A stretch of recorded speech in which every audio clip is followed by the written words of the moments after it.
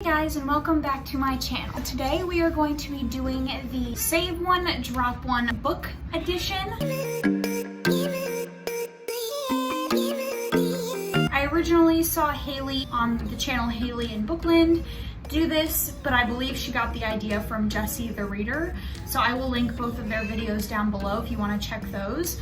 So I'm actually going to be going with Haley's method. This is a comparison video, so would you take this one over this one? And what I have done is gone to my Goodreads and gone through my read shelf and sorted by my ratings. So I will only do 5 and 4 star. So the first comparison up is Lady Midnight, which is the first book in the Dark Artifices trilogy by Cassandra Clare, or the Nevermore book, which is the first book in the Nevermore series by Jessica Townsend. This is actually super tough because I like a lot of things of both of these books. I am a Cassandra Clare stan, like, to the end of my days. So it's hard for me to say, like, I would prefer a book over hers, but I think I'm gonna go with Nevermore. I think I would have to drop Lady Midnight because Nevermore is just so good. Like, the writing is fantastic, the found family is fantastic, the character development, the world, everything about this book is just so homey, so comfy, and just so well done. So I think I'd have to go with Nevermore. Sorry, Cassie. So my next two pairings are The Unrequited by Saffron Kent and Animal Kind by Emma Locke. So The Unrequited is a romance book about a student-teacher relationship, and Animal Kind is a short story collection about the impact that animals can have on our lives. And for this, I'm gonna have to go with The Unrequited. It's tough to pair a book against, like, short stories because the short stories obviously aren't gonna have as much depth. So I'm gonna have to go with The Unrequited. The Unrequited is a beautiful, beautiful book. I think it really does a good job of diving into kind of a little bit of codependency, but also the healthiness to unhealthy relationships. And sometimes people come into our lives that we don't necessarily treat the best, or we don't have the best, like, impact on each other's lives, but they still mean something and we still need them in that moment. So even though I wouldn't consider it a romance, and I definitely wouldn't consider it a healthy relationship, it is so well written. Character development is fantastic, and I think the meaning behind it is really good. But if you do not know who Emma Locke is, she actually is a YouTuber here. She is an animal educator and her videos are animal based. So if you are into animals at all and you want to watch some videos, I highly recommend her channel. She's fantastic. I've been following her for years, and she's great. Very informative, very sweet, just seems like a very genuine person. I will link her channel down below. It's called Mzotic. So my next two pairings, they're like destroying me with this. So my next pairing is Beast of Extraordinary Circumstance by Emma Ruth Lang and Queen of Air and Darkness by Cassandra Clare, which is the third book in the Dark Artifices trilogy. Again, I'm gonna have to go with the non-Cassandra Clare picking because Beast of Extraordinary Circumstance was just so shocking. It was so good. I was honestly shocked at how interesting and fascinating the story is. I thought that the length was perfect, but I could have read 300 more pages. It's told in a really fascinating way where we are following this magical kid's life, but you're seeing it through the eyes of the people that he's, like, affected as he's gotten older. And you don't really get into his mind, you don't know anything about him, and he's just such a fascinating character. I can't not pick that because it's so good and so interesting, and I want so much more from just more. I want a second book, I want a longer book, I want something. It's just so good. My next pairing is Chain of Gold by Cassandra Clare, which is the first book in the Lost Hours trilogy. I think it's gonna be a trilogy. And The Night Circus by Erin Morgenstern. I'm gonna have to go with The Night Circus. The Night Circus to me is like the epitome of like the perfect book. The writing is stunning, the plot is fantastic, the characters are like morally gray but also endearing, and they're not supposed to be likable but you do like them, and the intricacies in this story is just stunning, and like everything about this book is amazing. It's a masterpiece. Like, it's such a good book. You're following like this magical circus that only comes out at night, and the circus is like the battlefield for two magicians that are essentially battling to the death to find out which one is better, more powerful, and it is so good. And Chain of Gold, while it's great, I love it. Like, I don't personally think I have anything wrong, like no complaints here on Chain of Gold, but I just think Night Circus was just better overall. Okay, so here we go. I'm about to pick Cassie Clare over some people. So next is Clockwork Princess, which is the third book in the Infernal Devices by Cassandra Clare, and The Kiss Quotient, which is the first book in the Kiss Quotient series by Helen Huang. I loved The Kiss Quotient. It was so sweet, so good, and I think that just the relationship was so tender and so important and just lovely. But the Infernal Devices, to me, like, I'm gonna pick it every time because it's probably my favorite series of all time, and it means so much to me, like on a personal level, that I just can't love anything more than I love that series. All right, so next up is Wondersmith, which is the second book in the Nevermore series by Jessica Townsend, and The Picture of Dorian Gray by Oscar Wilde, which is one heck of a comparison. So I read The Picture of Dorian Gray a long time ago when I went through this like I'm pretentious phase, and I absolutely adored it. I will admit that it was kind of a slog to get through. I don't love Oscar Wilde's writing, but the like story is just so fascinating and the characters are so fascinating that I just really loved the actual story itself. But Wondersmith was really, really good too.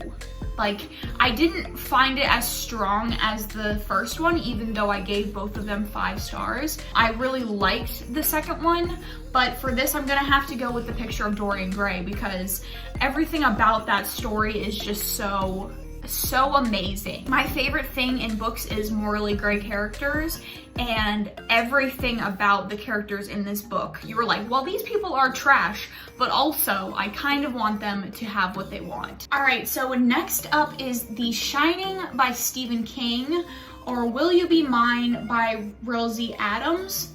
So obviously The Shining is the story of the Torrance family when they go and stay in a allegedly haunted hotel up in the mountains for the winter, and they're the only ones there. And then Will You Be Mine is a romance novella, friends to lovers, incredibly sweet.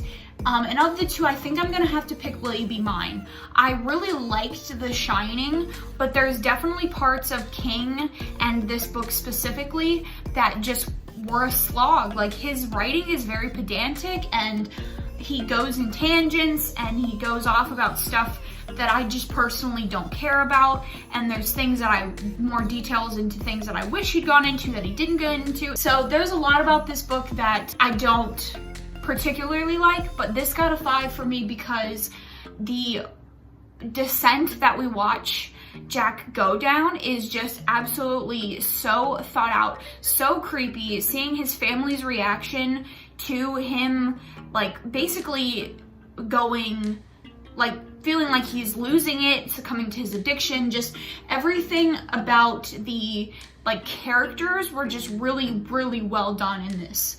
But I'm gonna have to go with Will You Be Mine because even though it's short, the relationship was incredibly sweet.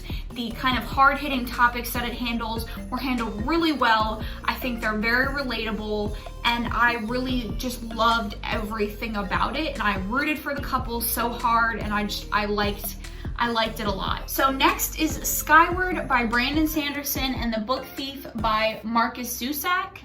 So one is obviously a sci-fi about like space pilots, and then the other is a historical fiction about a girl living in Germany during World War II. And I'm gonna have to give it to The Book Thief. The Book Thief is probably one of my all-time favorite books. It's narrated really in a very interesting way. The descriptors are just gorgeous. Like, the way it was written, in my opinion, is so stunning. I cry every time I read it. It's just a very, very good book. And Skyward was fun, but I don't particularly think that it's anything groundbreaking, whereas like The Book Thief, I read it a long time ago and I've reread it several times since then, but it's something that I just vividly remember everything about it and I love it. All right, so next up is Black Girl Unlimited by Echo Brown versus With the Fire on High, but by Elizabeth Acevedo. They are making me choose some hard ones. Okay, so Black Girl Unlimited is a magical realism story / memoir, and it was incredibly hard to read, and not like in a stylistic way. It was just very emotional, and it tackled a lot of really tough issues. And With the Fire on High was more of a hopeful story about a young mother who has a passion for cooking, and she wants to get into this class and she wants to be a chef, and there's like a budding relationship. I think I'm gonna have to give it to Black Girl Unlimited. That book took me out. I loved it. It was so fantastic, so well written.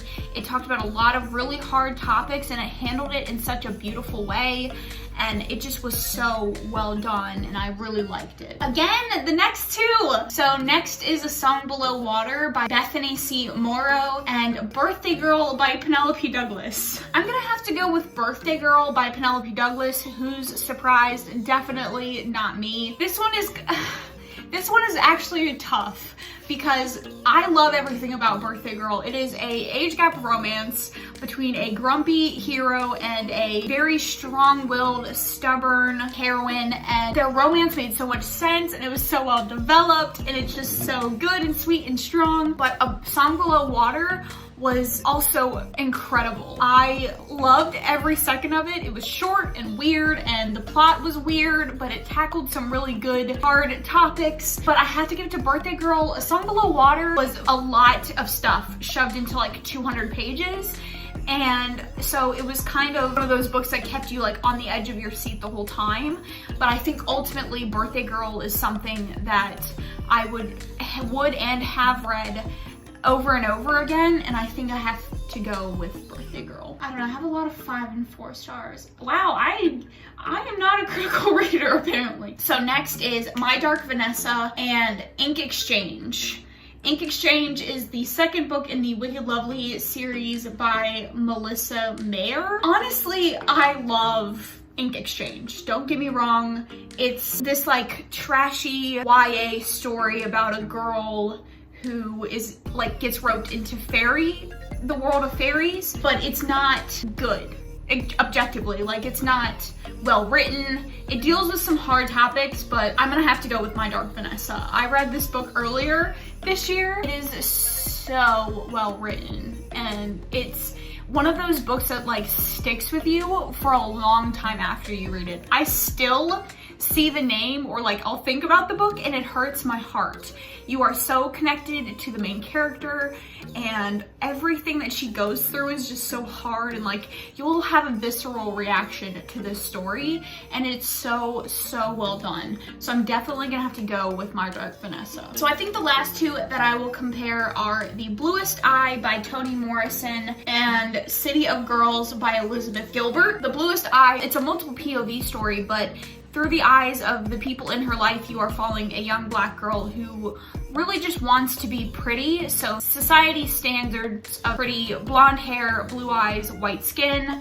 and you are seeing through the eyes of people that eventually led to the conclusion and the kind of character that she was at the end and the trauma that she experiences throughout the story. I think The Bluest Eye was one of the most smartly written books I've ever read. I loved it so much. The impact was insane, and I don't think that there's anything that Toni Morrison could have done better in this.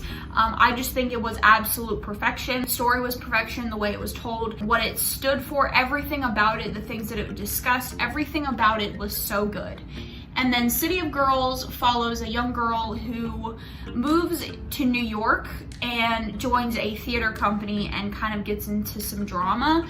But it's a lot of exploration into like women's identities and the double standard against women to, you know, remain pure and chaste and behave a certain way. And I really loved it. But definitely The Bluest Eye is just significantly better in my opinion. Like, I would choose The Bluest Eye probably over almost every single book on this list to keep, because it's so stunning, so well written, just such a good book that I don't think that there really is that much better on this list of books that I've read so far that are as good as that. I still didn't even finish all of the 5 stars, and I didn't even get into the 4 stars that I have given out thus far. So definitely let me know if you want to see another video like this from me. I really like this. It's kind of like a fun little way for me to talk about some of my favorites. Let me know what you guys think in the comments down below, but I will see you guys in my next video. Thanks so much.